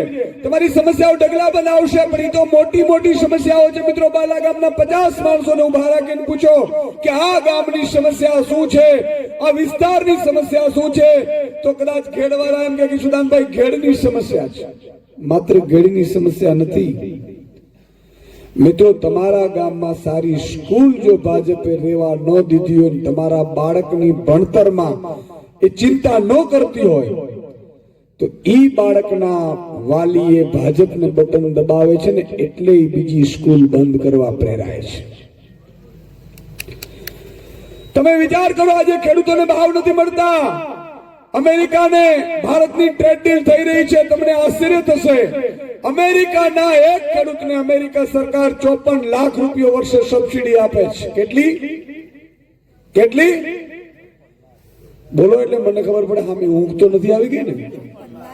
54 લાખ રૂપિયા સબસિડી આપે છે. હવે ઈ 54 લાખ રૂપિયા સબસિડી આપે અને ઈ ખેડૂતો મફતના ભાવે એનું ઉત્પાદન કરી નાખે અને ઈ ભારતના માર્કેટમાં ઠલવશે અને ઈ 0 ટેક્સ ઉપર અહીંયા આવશે, તો તમે કલ્પના કરો. એક તો ઓલરેડી ભાવ મળતા નથી, ટેકાના ભાવે ડખે ચાલે છે ગાડીઓ, ઘેડમાં પાણી ભરાઈ રહ્યા છે, તો સમસ્યા અલગ છે. કમોસમી વરસાદ તો ઢગલા બંધ પડે છે, ઢગલા બંધવાર પડે છે અને પાક વીમા યોજના છે નહીં. અને એનાથી જો ઉપર અત્યારે ખેતી વેચાવા માટે નીકળી ચૂકી છે. આજે કોઈ અધિકારી એના દીકરાને અધિકારી બનાવવા માંગે છે, નેતા એના દીકરાને નેતા બનાવવા માંગે છે, મંત્રી એના દીકરાને મંત્રી બનાવવા માંગે છે, મુખ્યમંત્રી એના દીકરાને મુખ્યમંત્રી બનાવવા માંગે છે. એક હિન્દુસ્તાનનો ખેડૂત છે મિત્રો, એ પોતાના દીકરાને ખેડૂત બનાવવા નથી માંગતો. શું કામ? કે ઉત્તમ ખેતી, મધ્યમ વેપાર ને કનિષ્ઠ નોકરી હતી ને એ 40-50 વર્ષમાં ભાજપ કોંગ્રેસે દાટ વાળી દીધો, ખેતી વેચવા કાઢવી પડી છે.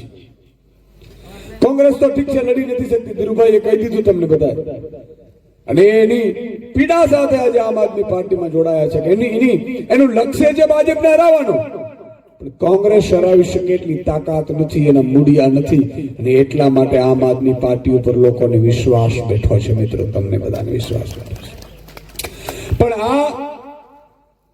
આ મિત્રો અસ્તિત્વની લડાઈ છેલ્લી છે.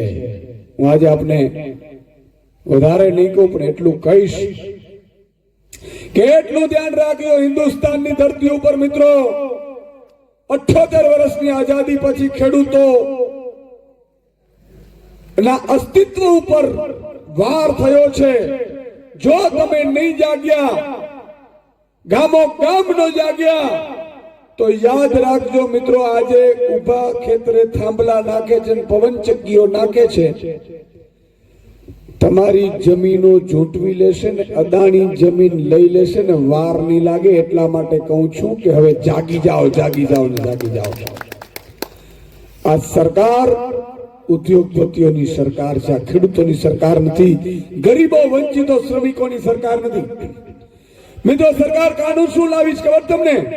હવે ઉદ્યોગોમાં જે કામ કરનારા મજૂરો છે ને 8 કલાકથી વધારે કામ ન કરી શકાય, એના માટે લેબર કમિશનરો, લેબર અધિકારીઓ જિલ્લા જિલ્લા નિયુક્ત કર્યા. પણ આજ ભાજપની મોદી સરકારે કાનૂન લાવી કે હવે ઉદ્યોગપતિઓ મજૂરો પાસે 12 કલાક કામ કરાવી શકશે. કાનૂની કરી દીધું. હવે 12 કલાક કામ કરાવી શકશે, તો તમે કલ્પના કરો મિત્રો, 12 કલાક કોઈ ઉદ્યોગોમાં કન્ટિન્યુ કામ કરે તો એને પરિવારમાં ધ્યાન આપી શકે ખરું? પરિવારમાં ધ્યાન આપી શકે? તો મિત્રો આખા ઘર પરિવારો તૂટવા ઉપર આવી જશે. યાદ રાખો તમે, આ વ્યવસ્થાઓ આ લોકો કોડાઓ લાવ્યા છે. એટલું નહીં, આજે મારે દુઃખ સાથે કહેવું પડે છે મિત્રો, 30 વર્ષના ભાજપના શાસનમાં 3 ઉપજ લઈ શકાય એવી સિંચાઈની વ્યવસ્થા નથી. આ ખેડ વિસ્તારમાં પાણી ભરાય છે, દર ચોમાસે પાણી ભરાય, ભાજપનો નેતો આવે, નેતુડી આવે અને એટલા બધા વાયદા કરીને જાય કે 1500 કરોડ રૂપિયાનું આમ કરી નાખશું, 2 કરોડ 1000 કરોડનું આમ કરી નાખશું. કાંઈ થયું ખરું? કોણીએ ગોળ ચોટાડે મારા બેટા દર વખતે ચૂંટણી આવે ને. અને વૈયા પક્ષી બાજરા ને ઘઉંના ઉભા પાકમાં આવ્યા હોય ને, અને જેમ ઉતરે ને એવી રીતે ચૂંટણી આવે એટલે ખર ભાજપના નેતાઓ ઉતરી પડે, ગમે ત્યાંથી ઉતરી પડે. બોલો, મામો ને કાકો, નાનો નાની પકડીને કે 5 મત તો નાખી જ દેજે. લે તમે કલ્પના કરો મિત્રો, 11 વર્ષનો નરેન્દ્ર મોદીનું શાસન, તમારો 1 રૂપિયો માફ થયો હોય તો હાથ ઊંચો કરો ખેડૂતો. નથી થયું ને? તમારા કર્જ બધા સાથે હું કહું છું, તમે બધા અત્યારે કર્જમાં ડૂબેલા હશો, છો કે નહીં? ખેડૂતો પર કર્જ છે કે નથી તમારા ઉપર? મિત્રો 16 લાખ કરોડ રૂપિયા માત્ર 50 ઉદ્યોગપતિઓના નરેન્દ્રભાઈએ માફ કર્યા છે. અને છતાંય મને પીડા એ વાતની છે કે તમારા બાળક માટે સારી સ્કૂલ નું આપ્યા, સારા શિક્ષકો નું આપ્યા, હોસ્પિટલ નું આપી, એટલું નહીં ભાવ નો આપે, સિંચાઈની વ્યવસ્થા નો આપે, વીજ બિલ ના નામે ધાંધિયા કરાવે. અને છતાંય ગામમાં જઈએ ને એમ કહીએ ને કે આ ગામ તો ઈશુદાનભાઈ ભાજપનું છે, ત્યારે પીડા બહુ થાય કે આ ધરતી માર્ગ આપે તો સમાઈ જેવું છે. હવે કોના માટે લડવું યાર? તમે કલ્પના કરો, હમણાં જ અહીંયા અમે યાત્રા જતી હતી, એક ભાઈ કાપલાને ઉભો રાખ્યા, ખેડૂત હતા, આગેવાન કે સુદાનભાઈ તમારું મહામંથન જોતો તો હું, તમે ખૂબ લડતા હતા, તમારો પ્રોગ્રામ આવે એટલે મારા પરિવાર સાથે બેસી જઈએ, જોવા માંડીએ ટીવીમાં, તમે અવાજ ઉઠાવતા હતા, અમને ન્યાય અપાવતા હતા, અને આવી જ રીતે લડતા રહેજો ને. એક ફોટો પડાવવો છે, મેં કીધું પડાવી લ્યો. હવે આટલું બધું કીધું એટલે મને પારાના પલ્લા છોડે ને કે આ ખેડૂત, આપણો ખેડૂત જાગૃત થઈ ગયો. એટલે મેં કીધું ધ્યાન રાખજો, હવે આગામી ચૂંટણી આવે. મને હું તો ભાજપના કિસાન સંઘમાં છું, મારી માયકા ગોટે ચડાવી દો સાહેબ. આ હિન્દુસ્તાનનો ખેડૂત માય બાપનો કેમ છે ખબર છે? જગતનો તાત કહેવાતો ખેડૂત માય બાપનો કેમ છે? એટલા માટે જે ખેડૂત ચૂંટણીના સમયે ખેડૂત નથી રહેતો, એ જ્ઞાતિ જાતિને ધર્મમાં વેચાઈ જાય છે ને એટલા માટે માય બાપલો છે. તમે વિચાર કરો, મેં જયારે હું એકવાર અહીંથી જતો હતો જુનાગઢ થી અમદાવાદ, ગોંડલમાં મેં લાઈન જોઈ એપીએમસી માં અને ઉભો રહ્યો, ફેસબુક લાઈવ કર્યું. મેં પૂછ્યું ખેડૂતોને, મેં કીધું ક્યારથી? મને કીધું સુદાનભાઈ 2 દિવસથી બેઠા છીએ, 2 રાત ને 1 દિવસ થયું, હજી વારો નથી આવ્યો. મેં કોને મત આપો? તો ભાજપને. કલ્પના કરો, 2 દિવસ સુધી તમારે ટ્રેક્ટર ને છોટા હાથી ભરી ભરીને આપણે માલ એપીએમસી માં લાઈનો લગાડવી પડે, અને છતાંય આપણે ભાજપને મત આપીએ તો કાં તો આપણી મતી મરી ગઈ છે, કાં મામા કંસે આપણી પાસે વસીકરણ કરી નાખ્યું છે, અને કાં તો તમારા મારા ખેતીના દિવસો પૂરા થઈ ગયા છે. આ 3 વસ્તુ નક્કી છે સાહેબ. આ એક શબ્દ મેં વચ્ચે બોલ્યું કે મામા કંસે વસીકરણ કર્યું, તમને સમજાણું નહીં હોય એટલે એમાં પાછું હું તમને વાત કરીને સમજાવું. મામા કંસ એટલે શું કામ? મિત્રો, આજે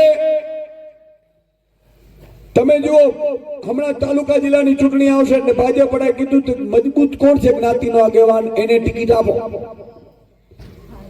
ટિકિટ આપે એટલે આપણે બધા એમ કહે કે આ તો મારો મામો છે, ભાજપમાં છે, મારે લેવું પડશે. ત્યારે ભગવાન કૃષ્ણને યાદ કરો મિત્રો. ભગવાન કૃષ્ણે કીધેલું અર્જુનને માર, બાણ માર. અર્જુન કે તો ભીષ્મ પિતા છે, મારા દાદા છે, દ્રોણાચાર્ય છે, મારા ગુરુ છે, મારાથી ન મરાય. તો કે માર, જો તું નહીં મારીશ તો તને મારી નાખશે. અને એટલું તને યાદ ન આવતું ને તો યાદ કર, મથુરાની ધરતી પર કંસ મારો સગો મામો થયો, તે દિવસે મેં કંસને ઉડાડી દીધો તો. આ વાત છે મિત્રો. આગામી ભાજપના નેતાઓ મામા ને કાકા થઈને તાલુકા જિલ્લા પંચાયતની ચૂંટણીમાં આવશે ને, ધ્યાન રાખજો, અર્જુનની જેમ ઉડાડી દેજો, ભગવાન કૃષ્ણની જેમ ઉડાડી દેજો, નહીં તો તમને હલાલ કરી નાખશે.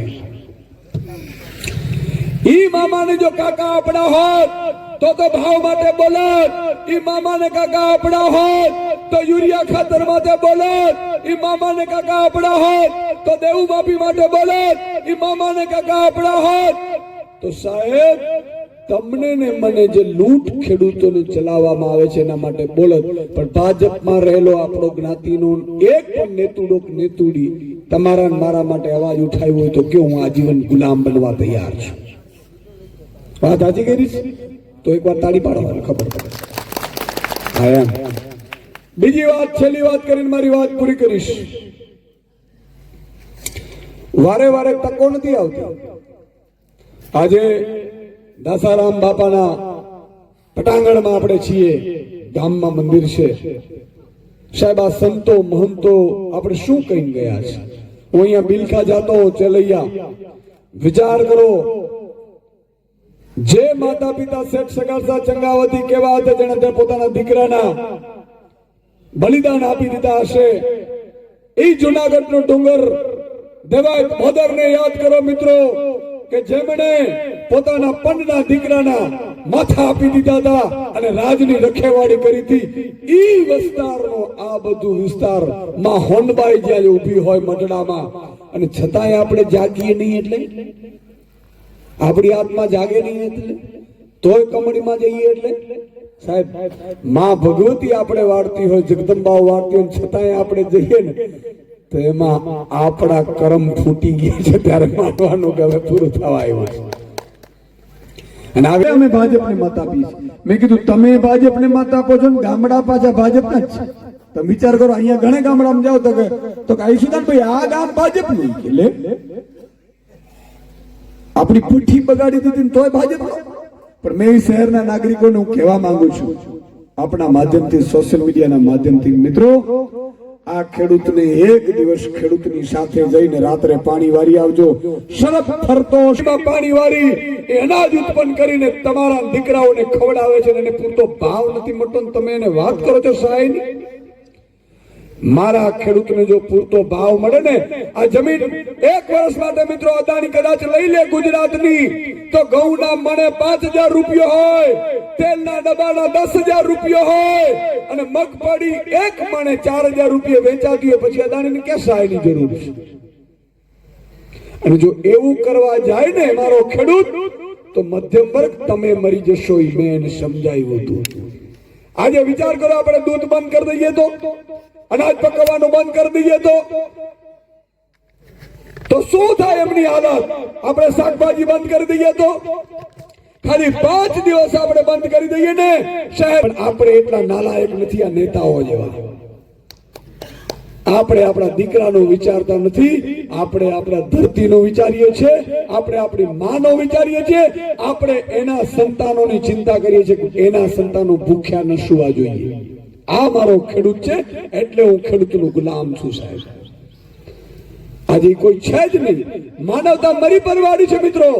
આજે તમે જ્યાં પણ જાઓ, આ ગામમાં વયા જાઓ, બાલા ગામમાં 25 જણા પાછા ભાજપના નીકળશે. બોલો. અને પાછું આપણે સમજાશું સભામાં નો જવાય લે મસાલો ખાતા ખાતા, કારણ કે એને તો કોન્ટ્રાક્ટ મળી જાય. ભાજપમાં અત્યારે જેટલા છે ને આપણા જ્ઞાતિ જાતિ ધર્મના આગેવાનો બધા લાભાર્થીઓ છે, કાર્યકર્તા કોઈ નથી. બોલો રામચંદ્ર દેવ. લાભાર્થીઓ એટલે હું હમણાં ટેકુડી આવી હતી, ખબર ટેકાના ભાવે. આ જેટલા ટેકાના ભાવે જે કેન્દ્રો ફાળવવામાં આવ્યા ને એ બધા ભાજપના નેતાઓને ફાળવવામાં આવ્યા. અને ઈ ખેડૂતોમાંથી ભાજપના નેતાઓએ 2 મહિનામાં 2 કરોડ રૂપિયા કમાણા છે. ઈ એટલે ભાજપ કરે. તાલુકા પંચાયતના સભ્ય હોય, બામણા સાથી મટલા સુધીનું કામ લઈને બેઠો હોય, 25 લાખની આવક હોય મહિને, હું કામ ભાજપ નો કરે ભાઈ? બલીના બકરા આપણે ચડાવે, આપણો જ્ઞાતિનું કહેવાય ભાજપ વાળું વિશ્વગુરુ છે. કા વિશ્વગુરુ? ડંકો અહીંયા તો સંભળાતો નથી. રામ 108 દિવસ મિત્રો જેલમાં જઈને આવ્યા છે. તમે વિચાર કરો એમનો વાંક શું હતું? એ તમારી યાત્રાઓ કરતા હતા, તમારા માટે મુદ્દા ઉઠાવતા હતા, અને એમણે નક્કી કર્યું કે ખેડૂતો માટે મારે પ્રાણ દેવા પડે તો 1, 2 ને 3. અને એટલા માટે ને ડરાવવા માટે, ધમકાવવા માટે પ્રવીણ રામને ખરીદવાની પણ કોશિશ થઈ. પણ આ તમારો નરવંકો ભાજપની ઓકાત નથી કે એને ખરીદી શકે. એકવાર એમના માટે તાળીઓ થઈ જાય. અને આવા વ્યક્તિઓને જો તમે સાથ નહીં આપો તો યાદ રાખજો, તમારા માટે કોઈ લડવા ફરીથી કોઈ આ ધરતી ઉપર આવશે નહીં. હવે એકવાર માં નાગબાઈ આવી ગયા, એકવાર માં હોનબાઈ આવી ગયા, નરસિંહ મહેતા આવી ગયા, સંત સગાડસા આવી ગયા, બરાબર છે. હવે આ છેલ્લી પેઢી છે જે તમારા મારા માટે. આપણે તો જુઓ તો ખરો, કઠણાઈ લડવું અમારે, જેલમાં અમારે જવું, કેસોની તારીખો અમારે ભરવાની, અપજસ અમારે લેવાનું, ગાળો અમારે ખાવાની, અને તાય પ્રજા આવે નહીં, ઘરમાંથી બહાર ન નીકળે. બોલો. એમ કે અમને ડર લાગે. કોનાથી ખબર? બાઘડાથી. તમે જુઓ છે ગામમાં 25 જણા એવા છે, નો જવાય ભાઈ, કઈક વિડીયોમાં જોઈ જાય તો ભાઈ ડખા કરશે. આવું કેમ? એનો મતલબ કે કોઈક બાઘડાથી બીએ છે. બાઘડો કોણ છે? મને ખબર છે કોણ છે બાઘડો. બાઘડા દવા મારી પાસે છે, પણ તમે કયો તો ખબર પડે. આવા બાઘડાઓને તો 27માં એવા લેવા છે ને સાહેબ કે બાઘડા જિંદગીમાં ભૂલાવી દે, એ ડરાવવાનું ભૂલાવી દે, એવી તાકાતથી એને ડરાવા છે. અને મને હંમેશા સિંહની સામે પડવાની મજા આવે, માયકાંગડાની આમ પડવા. બાઘડાઓની રાહ જોઈને બેઠો છું. 2027 આવે, બાઘડાઓને ઉપાડું ભાઈ અહીંથી. મજા પડે કે ન પડે? અને જેટલા સંપત્તિ બાઘડાઓએ આ ગીરમાં બધા ફાર્મોન બનાવ્યા છે ને, બધા તમને હોપી દેવાના રાતો રાત. જેટલા ગેરકાયદેસર કાયદે બધું ખબર છે. એકવાર મિત્રો ગુજરાતની જનતા ઉપર આમ આદમી પાર્ટીનો ઝંડો લહેરાવો, પછી જુઓ. છેલ્લી વાત કરીને મારી વાત પૂરી કરીશ કે પંજાબમાં આમ આદમી પાર્ટીની સરકાર છે, ખેડૂતોને વીજળી મળે છે, દિવસે મળે છે. અને શું કામ? તો ભગવત માન સાહેબે એવું કીધું અધિકારીઓને બોલાવીને કે તમે ક્યારે નોકરી કરો છો ભાઈ? તો કે અમે સવારે 10 થી 6 ની નોકરી કરીએ. તો તમે જો સવારે 10 થી 6 ની નોકરી કરતા હોય તો મારો ખેડૂત રાત્રે 1:30 વાગે હું કામ જાય ખેતરમાં ભાઈ? અને એને દિવસે વીજળી કરી, અને દિવસે વીજળી ફ્રી વીજળી કરી. બોલો, ખેડૂતો માટે. એના માટે એકવાર તાળીઓ થઈ જાય છે. માત્ર 4 વર્ષની સરકારમાં.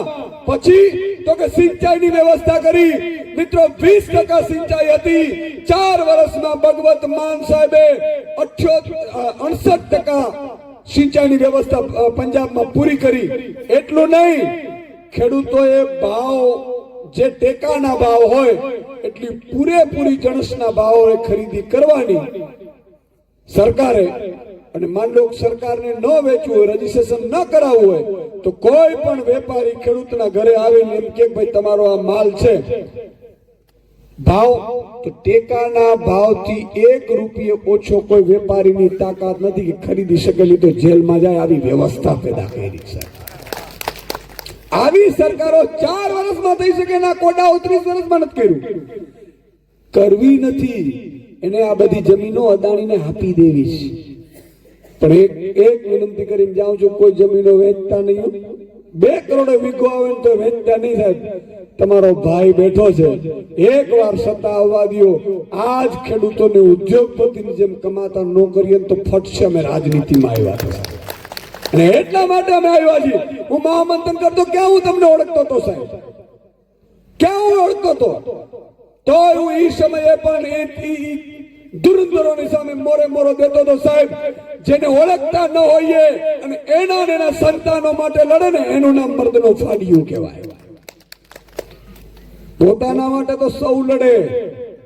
સેઢા ઉપર ભાઈ આવે ને તો આપણે સામે ચડી જઈએ, ઓય છેટો રજન તો પાડ્યું થઈ જાય.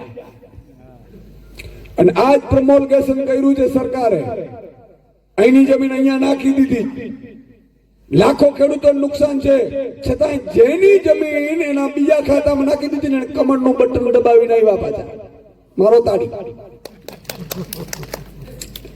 પરિવર્તન લાવવું ને તો મોરે મોરો આવવો પડે સાહેબ. તમારે દેખાવું પડશે તમારી ચૂંટણીમાં કે તમારા બાપની તાકાત નથી, તમે આ ખોટું કર્યું છે એટલે અમે તમને મતદાન નથી કરવાના. પણ ઘણા લોકો બાગડાથી ડરતા હોય, ભાઈ મૂકો ને આપણે કોણ લપ કરે. તો એને મારે એવું કેવું છે કે તમે બાગડાઓ જોડે જવાનું, એની જ ગાડીમાં જવાનું, એની જ ખેસ પહેરીને જવાનું, એને જ કહેવાનું તમે જ જીતવાનો છો. અને અંદર બૂથમાં જાઓ એટલે બટન ઝાડુનો દબાડી દેજો એટલે બાગડો સમાપ્ત. અહીંયા ક્યાં કોણ ખબર પડવાની તમે કોને મત આપ્યો? બરોબર કે નહીં? એ બાગડા જોડે જ જવાનું, બાગડાની ગાડીમાં જ જવાનું, ભજીયા બાગડાને ઠોકી લેવાના, કઈ વાંધો નહીં. હા, બાગડાએ બૂચ મારીને જ કર્યું જ આવું. તો આ મારી આપણે વિનંતી છે કે બટન તમે એવો દબાવો ઝાડુનો. ખબર છે પેલો ભૂત હોય ને એની ચોટલી આમ કરીને પકડીને એટલે ભૂત ગમે તેમ કરે તો નાચે. આ બાગડાઓની ચોટલી છે એ બૂથમાં છે ઝાડુના બટન ઉપર. બરોબર ઝાડુનો બટન દબાવી અંદર ખાને મરકાઈ આવવાનો, બહાર બાગડો પૂરો. રિઝલ્ટ આવે તો બાગડો જુએ કે ઓહો આ તો મારું તો પૂરું થઈ ગયું. પછી હું બેઠો છું, ચિંતા ન કરતા. બાગડાની તાકાત નથી, પછી તો ચોટલીઓ પકડીને અંદર રાખી દો. બરોબર કે નહીં? તો છેલ્લે નારો બોલાવીશું, બોલો ભારત માતા કી જય, જવાન બોલો હોનબાઈ માતની. અર્જુન અને કૃષ્ણની મિત્રો આજે હું પ્રવીણભાઈ રામને ઉદ્દેશીને કવિના શબ્દો યાદ આવે કહું છું કે કાંટા આવે કંકણી આવે ધોમ દખનતી રેતી આવે. કાંટા આવે કંકણી આવે ધોમ દખનતી રેતી આવે. સૂરજ ને અજવાળે વિરલા પંથ ધારો કાઈ પેજા. ખૂબ ખૂબ ધન્યવાદ. આ સભા